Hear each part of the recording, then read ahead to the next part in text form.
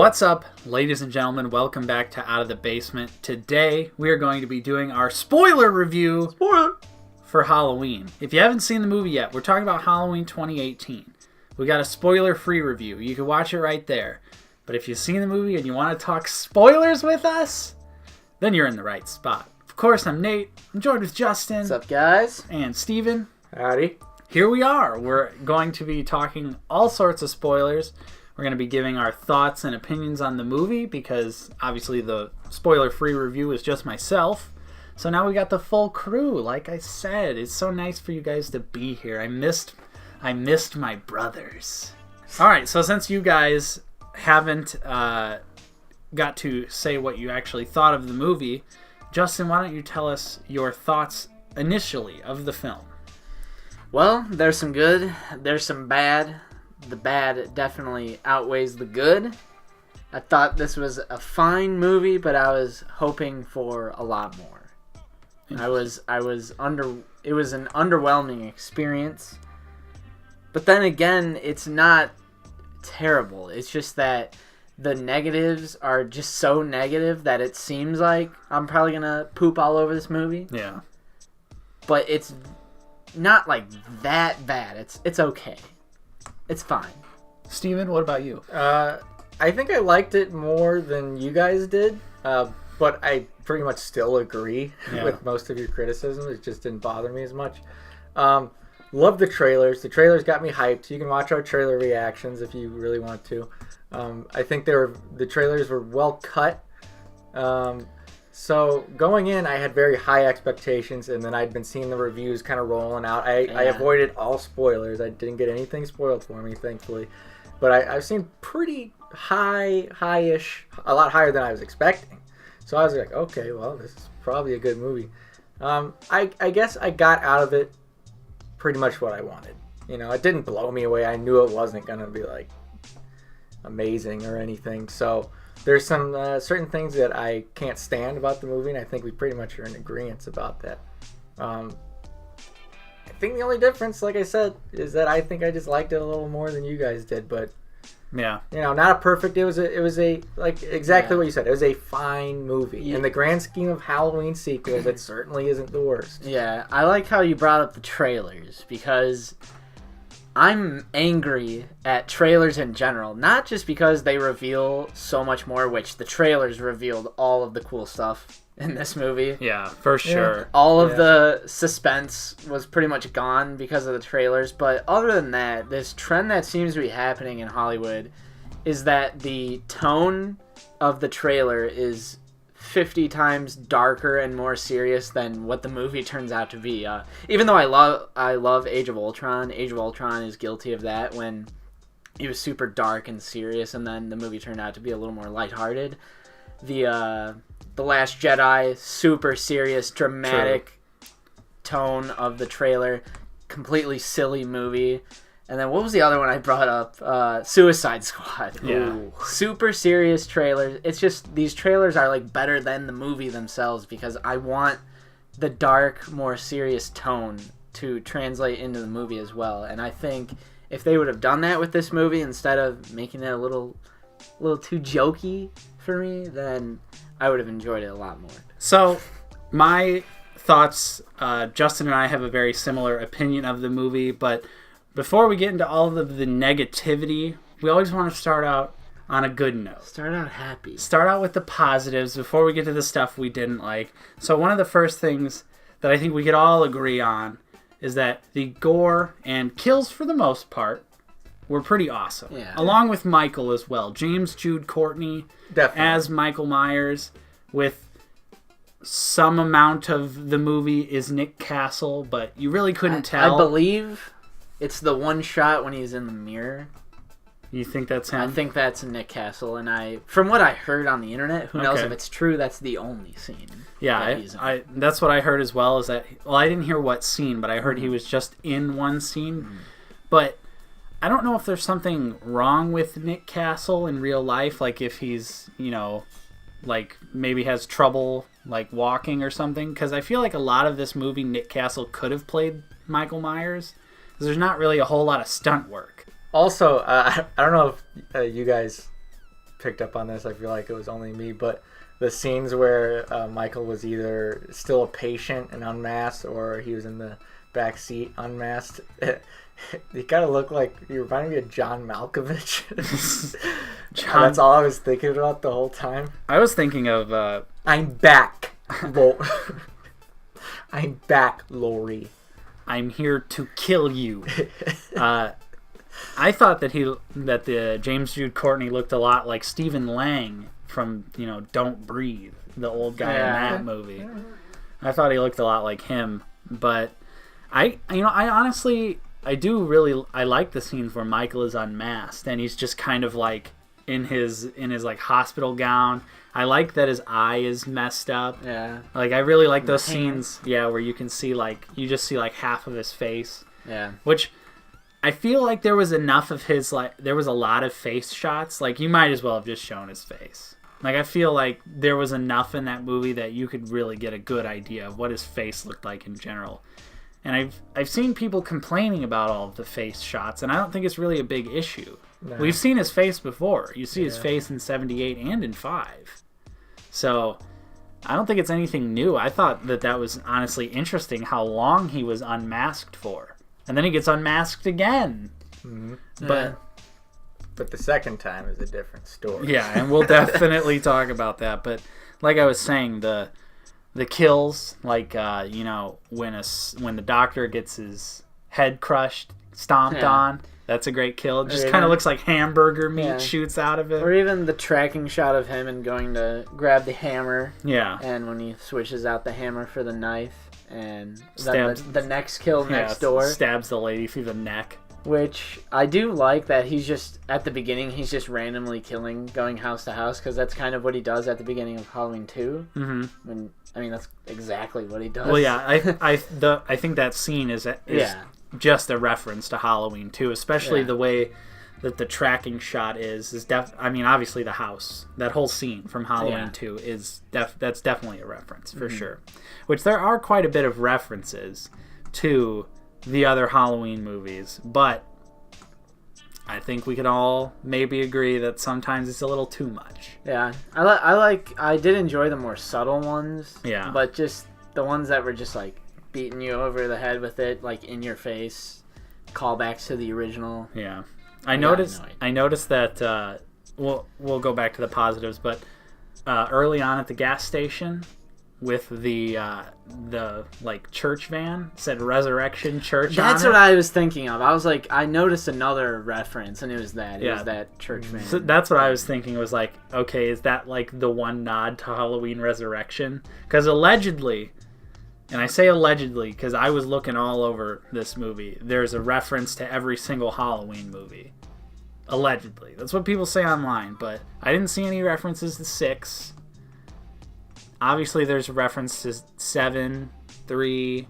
I don't know about 4. I thought the whole Michael killing the mechanic and stealing his mechanic suit was like definitely obviously 4. The gas station scene from 4, that totally makes sense. So, and of course, Jamie Lee Curtis as Laurie Strode. She's a wonderful actress. She definitely puts all of her heart into the movie, into the role. And I like the way that Laurie is in this movie. Especially the dinner scene where she shows up unannounced and she's like trying to really act like everything's fine, and then she just kind of breaks down. Yeah. That scene, I feel like, is one of the, like, I was like this is some good acting. This is some good stuff here. I also enjoyed the other 2 generations. Judy Greer, I know, plays Karen Strode. I don't know the actress's name for Allison. Yeah, this is her first role. Yeah. Is Halloween 2018, but yeah, I kind of don't like Judy Greer, but she's fine in this movie. Like, I'll accept it. She's just a little bit too much of a comedic actress, I feel like. I mean, she does have quite a few jokes. She's like in everything, like Jurassic World, Ant-Man. True. She just like pops up in everything. She's definitely she's part of the it's that guy category of actors and actresses. The score, of course, John Carpenter returning to do the score. The classic music is great. The new stuff is pretty awesome too. especially like what we were talking about with the certain like the deep, like really, it almost sounds like a guitar, like a whammy bar. Those scenes were awesome. Although I will say, the tracking shot scene, you know how it was in the trailer where it didn't have any music over it. There was narration, but I feel like that scene would have been a lot better just silent. Yeah. Without the main theme playing, because that's fine, but I just feel like the silence of just Michael moving and like he almost has that like glide walk in that scene, to where he looks like he's kind of just floating around. I feel like that would have been I agree a little with bit that. more effective. It'd be a little more eerie. Yeah, just the silence, and the trailer is kind of silent, but it has the narration over it. But I don't know, that part I was like, okay, maybe we could have used a little less of the score, but I'm glad they didn't just beat us over the head with the main theme for the whole movie. Yeah, because they could have easily done that. Yeah, like most Halloween movies, where they grasp onto the main theme and they're like, "This is all we have. Yep. This is it." But yeah, the new songs I felt were pretty awesome. Good stuff. I've been listening to the score a lot. Yeah. On Apple Music. Went and downloaded that right away. Where's the original soundtrack? Yeah, we got Halloween 2 and Halloween 2018. The rest of them, forget about it. And our last positive is just that the movie is generally well made. It's got a nice budget. The shots, for the most part, are really nice. Yeah, there's some really good shots. I love Michael's reflection in the window when he's looking in the house. Mm-hmm. Thought that was pretty awesome. I like Michael at the top of the stairs. That was a good shot. And I also like Michael just standing in that person's yard, like just off to the side. Oh, yeah. When the drunk kid is talking to him. Yeah. I like that scene where he's just like, "Oh, sorry, man. Like, I'm just trespassing." And you're like, "I don't think that's the neighbor." And also the mask. I like the mask. Yeah, the mask is good. I liked it better than what was supposed to be, like the raggedy mask, however many years later that Rob Zombie did. Yeah. I liked this version better. I think it's definitely one of the best masks. Not that that's really saying much, because the mask infamously is... It gets worse. Well, it's like, it gets worse, and then it gets decent, and then it goes back to suck, and then it's like, okay, Yep. Like, obviously 4 has the worst mask, but yeah, I think easily second or third best mask in any of the movies.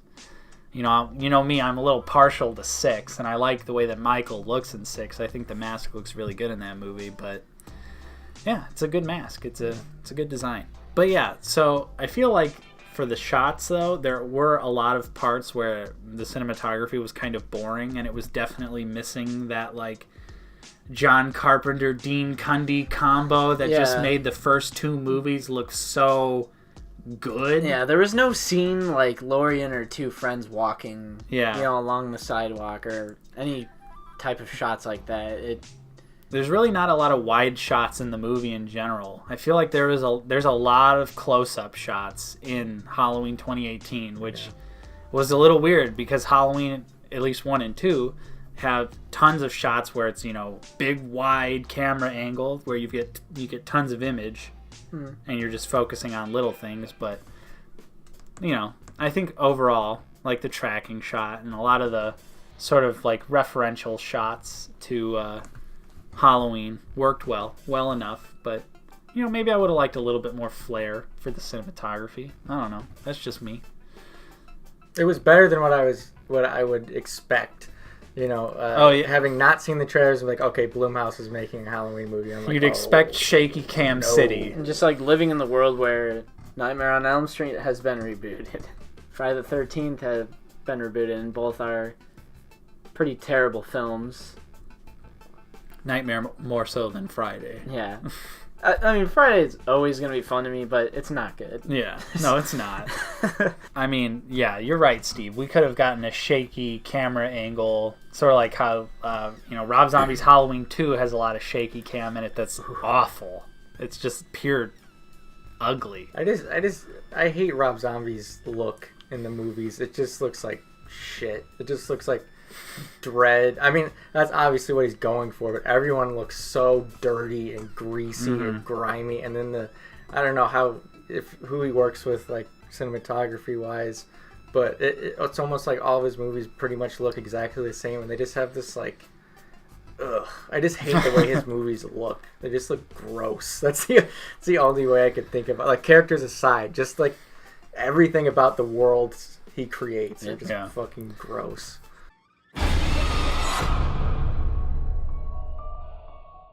Okay, so now we're going to move on to the negatives of the movie, which unfortunately for Justin and I, the negatives outweigh the positive of the movie. Again, the movie's not completely terrible. I just want to reiterate that. We're not trying to shit on the movie. It's not bad, but it's also not great. Yeah, I would say my number one negative.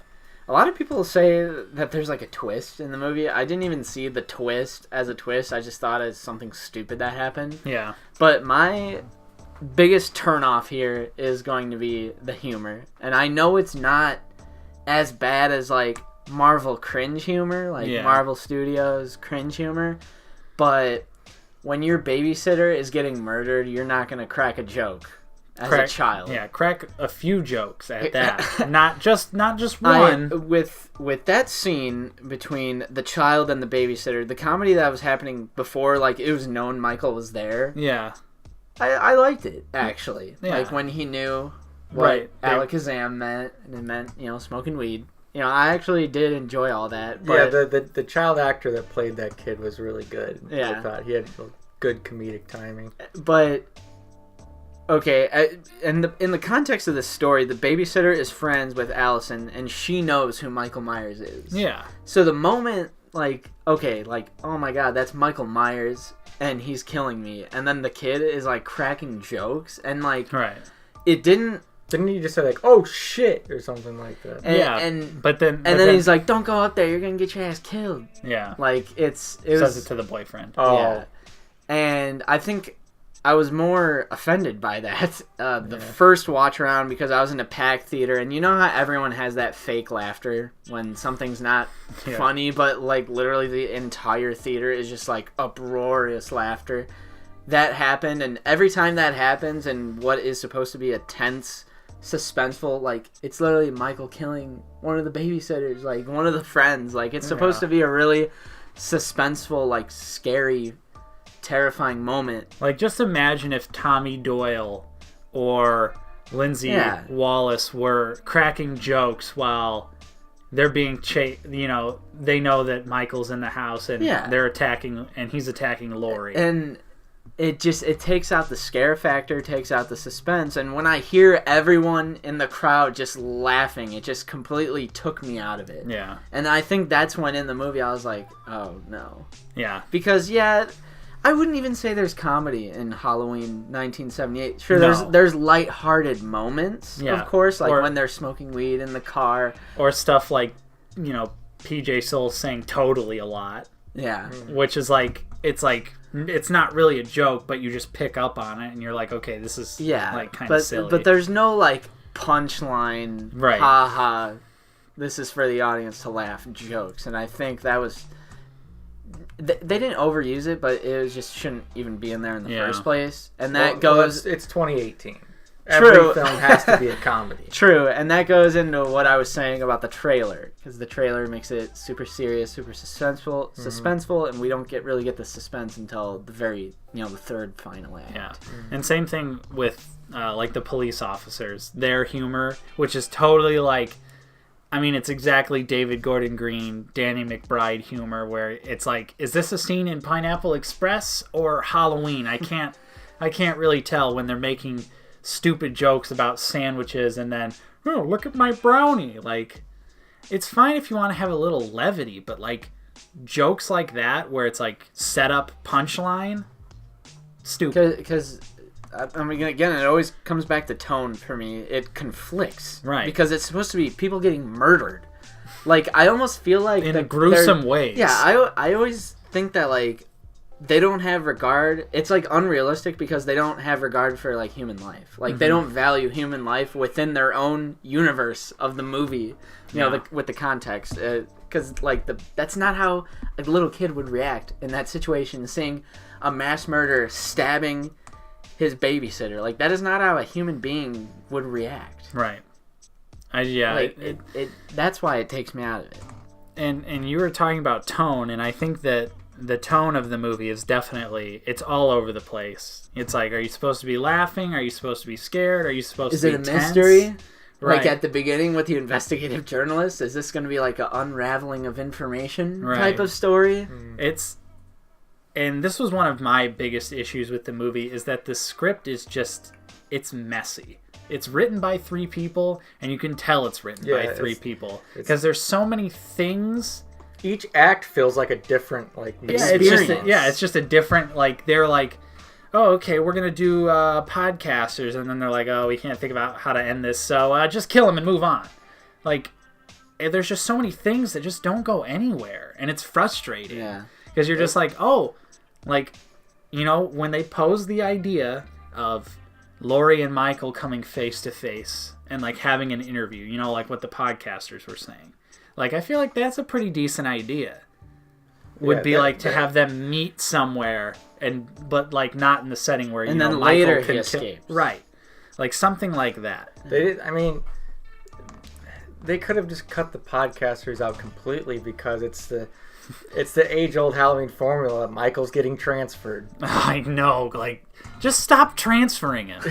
Just cut it out. 40 years. Stop it. Get some help. But you're absolutely right though, Steven, and that's another thing about this movie is that they go the long way around for no reason. At least for me, I was hoping that this wouldn't just be another Halloween movie where they have a bunch of very convenient plot scenarios that get Michael where he needs to be. Yeah. And that is most of this movie. I was thinking that. What are the odds that they stopped at the exact gas station that he drove up to? How does he know the mask is in the trunk?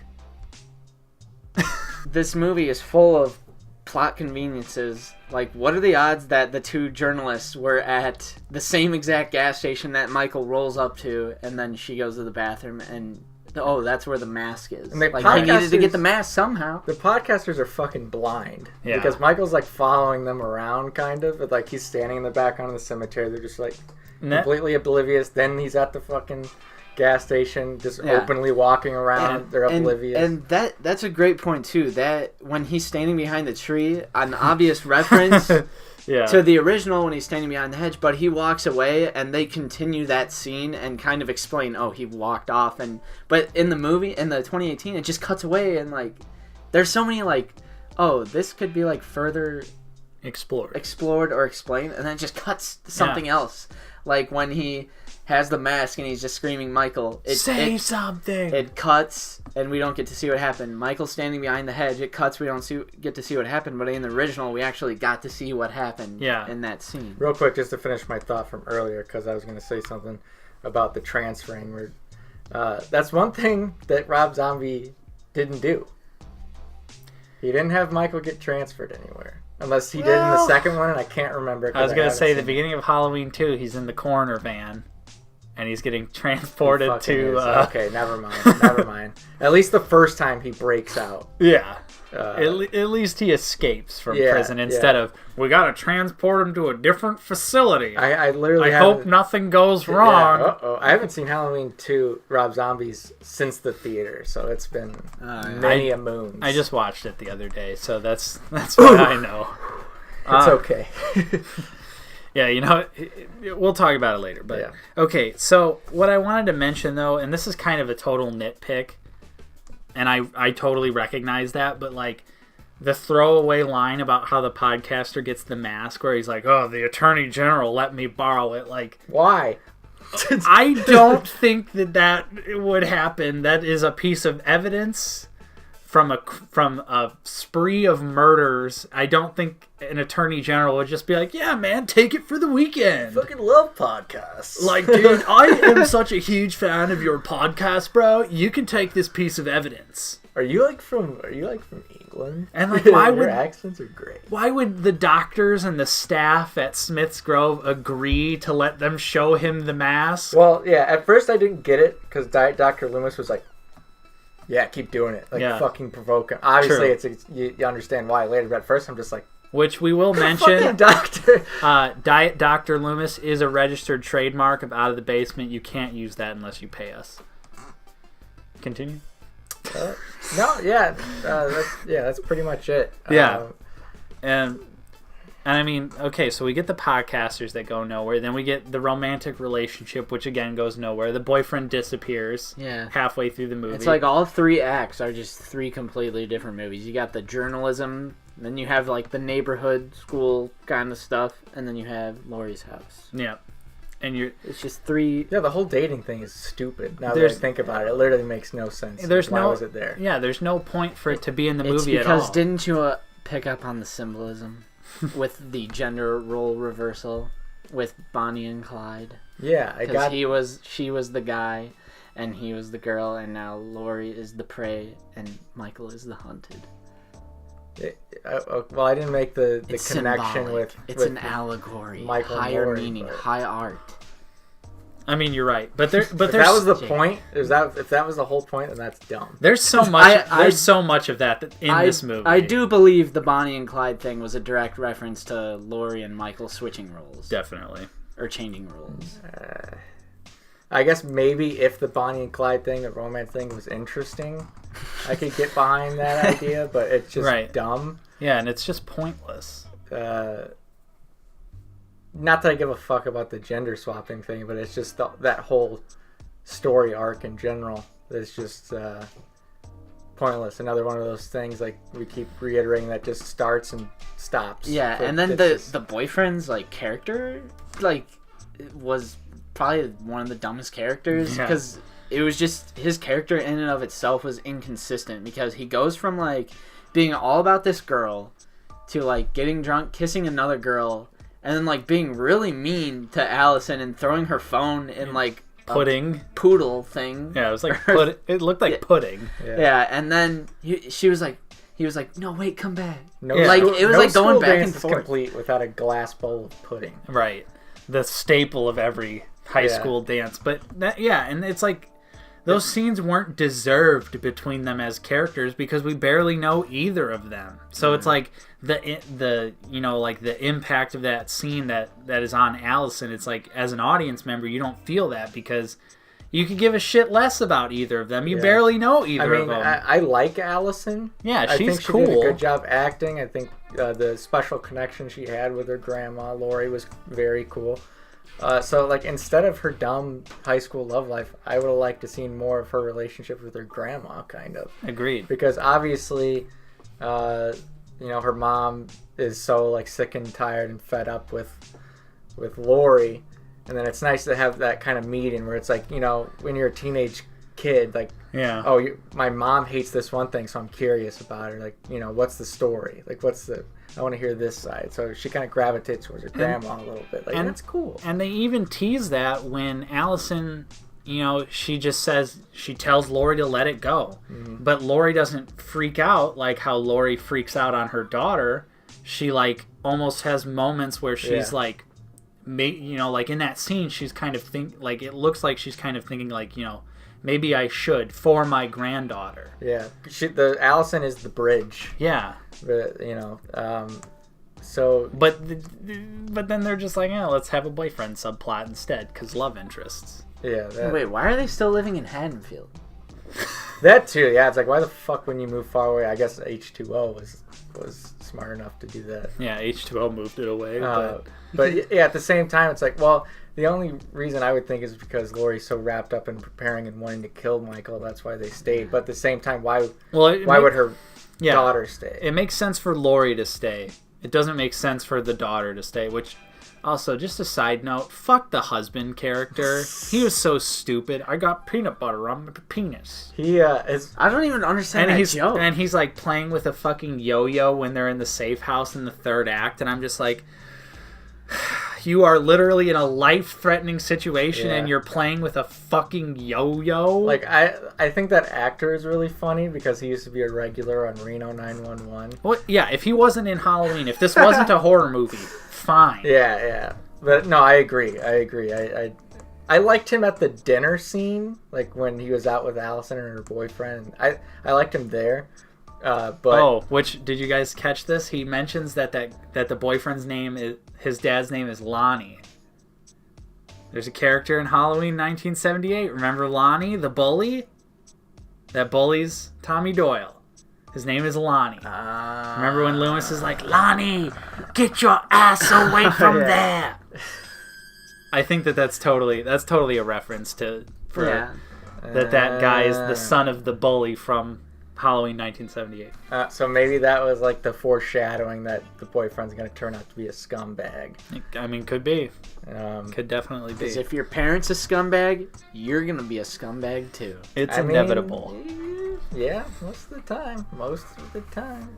So, another thing that really bothered me was the amount of off-screen deaths that we got in this movie. Now, off-screen, there's nothing wrong with off-screen deaths, but it's 2018. We're watching a slasher movie. Show it all. Just show it all. I doubt that this movie would have gotten an X rating had it shown every kill. Yeah. And like, especially like the gas station clerk, when he's got his like jaw is hanging from his mouth. Like, I want to Joyride style. Like, I want to somebody watched Joyride before they. I want to see. I wanted to see that. I wanted the guy who picked up the knife and was gonna go fight Michael. Right. Didn't get to see that. I wanted to see the Michael killing the mechanic, which I guess you do see it in the background. Yeah, I caught it in the background. But like, I don't know. The two cops. Yeah, like also logistically, I don't think Michael could carve someone's head completely hollow and into a jack-o'-lantern what the fuck? in 5 seconds. Yeah. I mean, he like cool visuals, but not worth it. Cool visuals. Doesn't make any like sense. He's sitting there for a half hour just like he's got to like almost take the skull out. Well, no, that would I don't know. That doesn't make any fucking sense. Yeah, I mean, yeah, it's a cool shot and like that's totally a nitpicky thing, but like it would seriously take him such a large amount of time to set that up. And how did he turn the flashlight on once he got it lodged in there? Maybe he stuck his finger through the bottom, or he turned it on before he stuck it in. Maybe. There you go. So, duh. Not thinking. I do like how they still give you a little nod that Michael can drive, because he drives the police car up and crashes it into the. And he drives in multiple scenes before that. Oh yeah. He drives because he drives the truck. Oh, that's what we didn't talk about. There's child murder in this movie. Like right off the bat. You show on-screen child murder, but you can't show off-screen cop death or teenagers. I thought that was. I was like, did not expect there to be child murder in a mainstream horror movie. Granted, it's a really tame kill. Yeah. But I was just like, whoa. Random side note, do you think that kid looked like me? Because that's what my girlfriend said when we were watching the movie. Like, clean-shaved J-Rick. You know what? I could kind of see it. I can't even remember what his face looks like. I can kind of see it. But that kid was pretty funny, too. He had some decent humor when he's like, dance class is kind of my thing right now. Like, I like hanging out with you, Dad, and hunting. Like, certain stuff like that. As long as there's not, like, you're not supposed to be in a super tense moment. It's like the humor could be fine. Mm-hmm. But, okay. Anyways, back to the off-screen deaths. Too many off-screen deaths for a rated R slasher movie in 2018. They could have shown it all. My only thought is maybe you'll get an unrated cut or something. Yeah, which could very well be the case, because it's also very obvious that there's tons of reshoots to this movie to some degree. Things are very jumbled. Michael. Yeah, producer's cut. There's a lot of jumbled scenes that just kind of end, or like in the trailers, there's a lot of scenes that were missing or different. Not in the movie. Yeah, like when Hawkins he's opening the door in the babysitter house and Michael like comes out from the other door. That didn't happen in the movie. So there's clearly a lot of there's some sort of reshoots that happened to this movie. Okay, so let's talk about Diet Dr. Loomis, who I don't even know what his name is. Who cares? Yeah, who honestly cares? But what a non-character. Seriously, like what? There were so many non-characters in this movie. Like, what was the point of Diet Dr. Loomis in this movie? I do like, however, on the second rewatch, it makes sense why the bus just randomly crashes. Because when I was first watching the movie, I was like, why the like, you're just not going to explain how the bus crashes at all. You're just like, oh, the bus has crashed. Like, oh, who gives a shit? Yeah.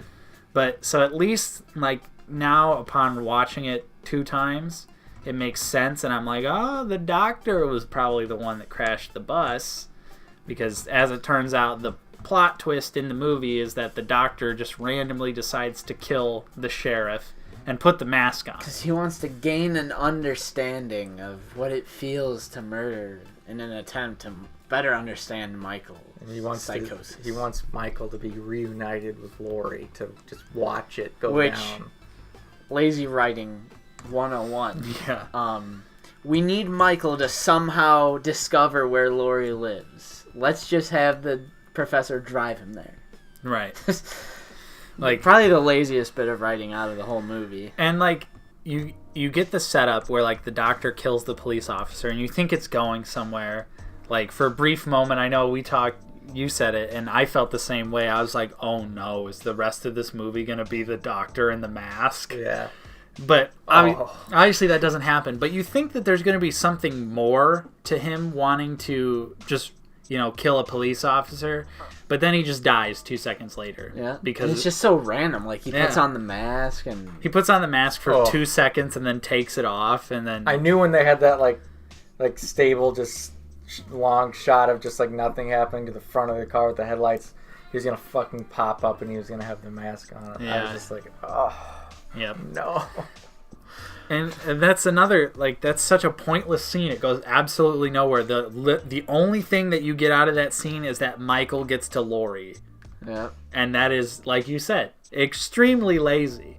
I'm just going to say, I would have rather preferred them to still be brother and sister and him to just have, like, that, like, unspoken, unexplained knowledge of where she is at all times. But I just think that even though that's not explained and that it's kind of also a cop-out, at least I kind of just, like, I don't know, it just works a little bit better for me, in my opinion. I can't really... I know you and I are proponents of them being related, but I know a lot of people don't like that. But I feel like a lot of people don't like them being related just because John Carpenter says he doesn't like them being related. Like, I don't know. I just feel a lot... Like, when people bring that up, a lot of people will throw in the argument of, well, John Carpenter doesn't like them being related. And it's like, I don't give a fuck what John Carpenter thinks. Yeah, I think I don't like the idea of them being related just because I like the randomness of the first movie. Like, when she goes to drop the key and he's standing behind the door and they have that connection. I mean, she's unaware. And I just like the random violence. Part of Michael. Another thing I wanted to bring up to you guys, because I just watched Halloween 2, the original 1981. Laurie literally does not know that she is Michael's sister. Like, the reveal in that movie is to the audience and to like, it's not to her. So they could have literally still kept Halloween 2 as a canon movie, because pretty much the only reason they got rid of it was the brother-sister connection. And they could have just been like, she never knew. She never found out. Well, I mean, and Michael, dies at the end. Right. But, I mean, he's clearly still supernatural to some degree in the new movie, too. Yeah. And apparently the mask has some sort of supernatural connection to him as well.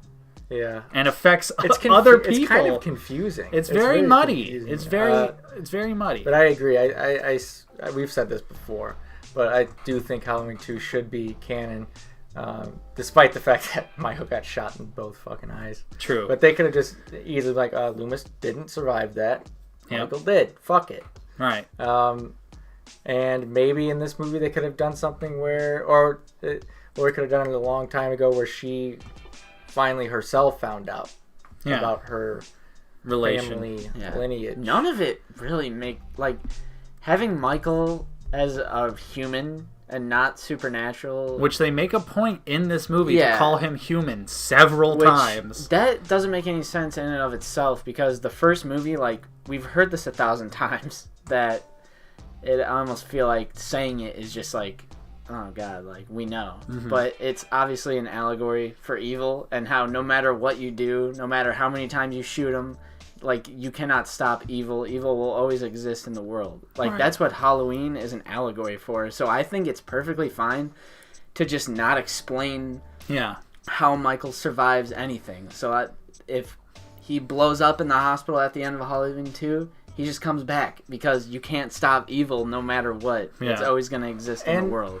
And obviously they didn't, make Michael heavily supernatural in the first one, 1978. Of course, there's like the disappearing acts, and how did and I mean, he gets shot 6 times. Yeah, 6 times. Hey, 50 Cent got shot 9 times, and he's fine. Yeah, that man is supernatural.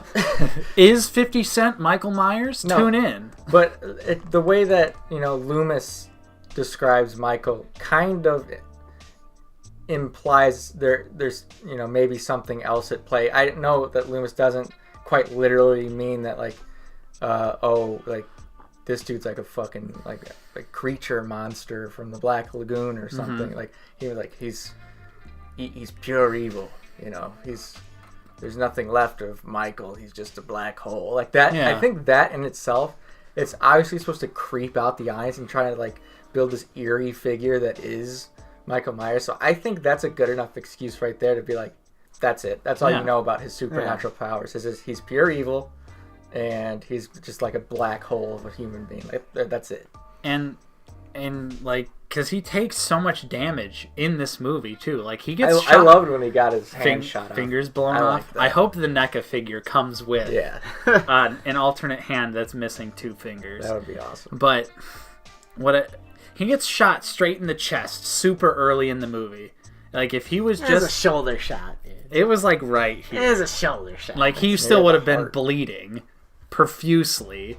And I feel like they put so much effort into saying that he's a human, and then they just clearly disregard that. It's just kind of annoying. I mean, I guess you could make the argument that, like, a person who's, like, mentally deranged they don't have the same, like, cognitive, like, how we would react to pain, because there are people with like mental disorders who are able to withstand like amazing amounts of pain. Regardless of pain threshold, if you lose X amount of blood, you're dead. Well, yeah, like, you're not adrenaline. It's almost if there was a way they could say he's like a little bit supernatural. Yeah, just go with it. Just lean into it. Like, it's fine. You don't have to have a character outright say he's supernatural. He's another being from like, you don't have to have an expositionary dialogue shit. Just like I said, Loomis said it the best. He's the boogeyman. He's the black hole. He's evil incarnate. That's it. And then just have the miniature supernatural moments that happen throughout the first 2 movies at least. True.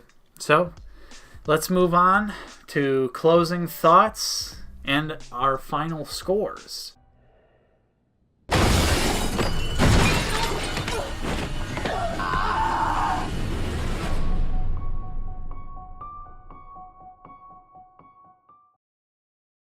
So, Steve, what's your final thoughts and your final score for Halloween 2018? Final thoughts is kind of just a reiteration of what I said earlier. I basically got what I wanted out of this movie. Certainly not the worst Halloween sequel ever. Absolutely. So that in itself to me is a win. I mean, it's not 5. Yeah.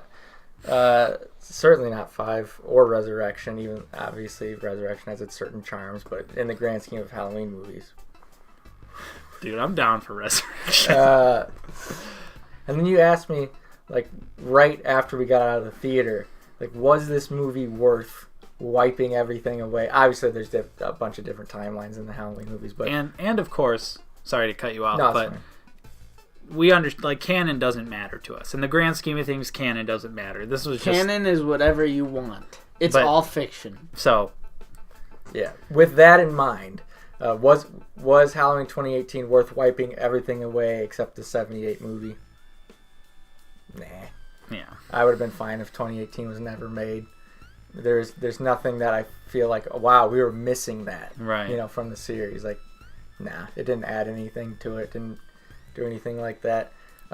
But with that said, I still think it was decent. Yeah. It was a fine movie. It was okay. I would watch it again, and I'll probably buy it on some form of physical media when it comes out. No doubt. I definitely will buy this movie on Blu-ray. Yeah. So my score would be right now, after one viewing, we literally just got back from the theater, I give it a 6.5. All right. Fair score. Yeah, like you said, this is your second time watching it. You said you liked it a little bit more, so maybe maybe it'll go up to a 7 or something in the future. But as of right now, 6.5 I think is more than fair for this movie. Justin, closing thoughts. Yeah. And your final score. Yeah, I did enjoy it slightly more a second time. And I agree with you as well. I think it's because I didn't have a super obnoxious theater. Something about the fake laughing with the masses. Like when there's hundreds of people fake laughing, I'm just like, I can't stand it. Oh yeah, that's your kryptonite. So, it is my kryptonite. So there was a lot of less. It was just less obnoxious. Also, an experience. You knew what to expect too. I also did know what to expect, and obviously all the bad things that I said are still there. Mm-hmm. They just offended me slightly less. I would give it a solid 6 out of 10, which it's a D-. Yeah. I mean, it's a passing grade. Yeah, it's not a failure, but at the same time, I started thinking, when you asked him about was it worth it, I started thinking about the Friday the 13th reboot, 2009, and on the documentary, the Crystal Lake Memories, they say that all the the higher up creators and whatnot always like to say the continuity has always been stupid, not made any sense, so they consider the 2009, they don't consider it a reboot, they consider it a sequel. Oh, okay. It's all in the same, because it's all so disoriented and wacky, and I feel like that's the same with Halloween. I mean, Halloween is a mess. I think Halloween gives a little bit more of a shit in terms of continuity than Friday, because at least Halloween 1 and 2 definitely have amazing continuity. 4, 5, 6, 7, and then 7. Yeah. There's definitely more continuity, but I understand what you're saying. So, I mean, it's almost kind of like the Star Wars thing. It's all canon. Yeah. It's all, none of it is Legends. It's all canon. And I would say no. Even though canon doesn't matter, to say none of those films matter anymore, they all matter. It's all Halloween. This is just another Halloween movie with Michael Myers. It's just another okay movie in the Halloween franchise. And really, the Halloween franchise, along with the Star Wars or whatever, it's a pick your own adventure. Yeah. Do you want to acknowledge the Thorn trilogy? That's cool. Acknowledge it. That'll be your canon. Do you want to watch the producer's cut of Halloween 6, or do you want to watch the theatrical cut? Do you want your continuity to be Halloween 1, 2, and H2O? Right. Maybe Resurrection? Fine. Yeah, it's whatever you want it to be. How about you, Nate? Any closing thoughts and your final score? Yeah, so, you guys have probably already watched my other review, so I don't really have much new to say, but I will say I liked it a little bit more this time. However, I'm still sticking with my score, a 6 out of 10. It's a fine movie. But it's just another middling entry into the Halloween franchise, and I still, even though I feel like I was pretty apprehensive of the movie, especially from the trailers, I don't know, I was expecting a little bit more. I kind of wanted a little bit more out of this than just Michael versus Laurie again, because in my opinion, obviously I've had literally 20 years to enjoy and appreciate H2O, but I feel like H2O did it better. You know what? I 100% agree. And maybe our opinions will change in another 20 years when we've had 20 years to appreciate this H260. H260. H60. H60. Yeah. It's Jamie Lee Curtis is in a walker, and she's just like, God damn it, Michael! Michael develops arthritis. Michael's He's not supernatural after all. Michael's wheelchair bound. Sciatic nerve. Michael has a nurse like wheeling him around, and he's like, he's in a fucking. He has a respirator. He had an oxygen tank mask on. And he can't disappear like he used to. He's just gotta like. He's like, wait. Quickly scoot off. I want to watch this movie now. Yeah. But yeah, that's what I'll say is that I think that H2O had the better overall story. It actually had a conclusion, because the one thing we didn't really talk about was that the ending's ambiguous. Laurie doesn't die. Michael doesn't die. Like, I was expecting this confrontation to come to a close. I wasn't. I'll be completely honest with you. I wasn't. Because it's already confirmed that they're going to make more. Well, yeah, there's... So. But, especially since how much money. Yeah, it's crushing it at the box office. But what I was going to say is I thought that Laurie for sure was going to die. Because it's clear, the franchise is clearly somewhat trying to set up that the granddaughter is going to be the new main character in some way. So I figured Laurie was going to die at the end of this movie, and then Michael would still be on the prowl, and then, through a series of events, they would clash again. The granddaughter or maybe the mother and granddaughter and Michael. But I don't know. I just feel like... if only they had some type of family lineage to justify that. Right. Like, that's going to be the hard part about a sequel, is if he's going to stalk them again, what's his excuse for stalking them again? He's just like, they escaped me again, those damn kids. Yeah. Like, shit, is he like shit? One of these days. Yeah. One of these days. They're driving away in the truck, and he's just standing in the middle of the road, shaking his fist at them. Like, damn yous! How's he gonna get out of that basement? Yeah. He's out of the basement! Again, and he just disappears. Which is fine, because Michael's great at disappearing. He was in the corner, dude. But he's a human. He's a human. Right. That's what I'm saying. So, again, overall, we didn't hate this movie, but we didn't love it either. It's just another Halloween movie, which is fun. The first one is still the untouchable masterpiece. Of course. I'd say 1 and 2 are untouchable, in my opinion. I know you don't hold 2 in the same regard, but I really like 2. I know a lot of people despise 2 for some reason. I really like 2, but 2 is a really good Halloween movie. Halloween is a masterpiece of film in general. I mean, it's preserved in the National Film Archive. That's how important it is. It's the greatest horror movie ever made. Maybe from a technical standpoint, you might be on from an everything standpoint. That's my. It's the best movie ever made. It is the greatest movie of all time. So that was our spoiler review for Halloween 2018. What did you think of Halloween 2018? Of course, we'd love to hear from you in the comments down below. Did you love it? Did you hate it? Or were you somewhere in the middle like us? And Nate, this is our first video where we've all been together filming after we hit 1,000 subscribers. Yes. Thank you. Thank you so much for that. So we finally get to say thank you. Even though it's in the grand scheme of things, a very small milestone. I personally, I don't know about you guys, never thought we would see 1,000 subs ever. I never thought either, and it was definitely on my bucket list for life achievements. True. So thank you guys. And we will have some sort of 1,000 subscriber video. But like I said in one of the previous videos where it was just me, we're all just extremely busy, and it's really hard to get our schedules to line up together. Yeah. It's literally midnight right now at the time of filming this. I gotta get up at 7:50 a.m. Just to give you some sort of idea of how our schedules conflict so much. But the video is coming. The video will be out soon. Just bear with us. I will probably graduate from college by the time we get that video out, which isn't too far away. So, yeah. I mean, it's literally December, so in 4 years?